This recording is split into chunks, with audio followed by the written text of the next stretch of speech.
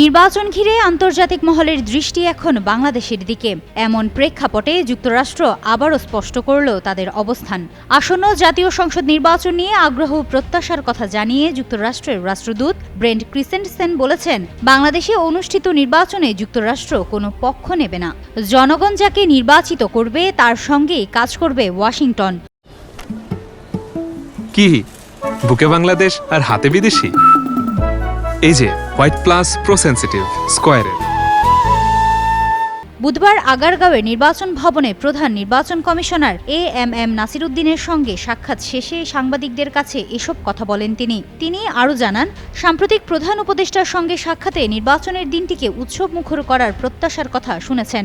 এ প্রসঙ্গে তিনি আশাবাদ ব্যক্ত করেন, নির্বাচনটি শান্তিপূর্ণ ও উৎসবমুখর পরিবেশে অনুষ্ঠিত হবে এবং এতে মানুষ নির্বিঘ্নে তাদের মত প্রকাশের সুযোগ পাবে। সিইসির কাছ থেকে প্রাপ্ত তথ্যগুলো নিয়েও সন্তোষ প্রকাশ করেন মার্কিন রাষ্ট্রদূত। তিনি বলেন, নির্বাচন কমিশন যে প্রস্তুতির কথা জানিয়েছে তাতে তিনি আশাবাদী।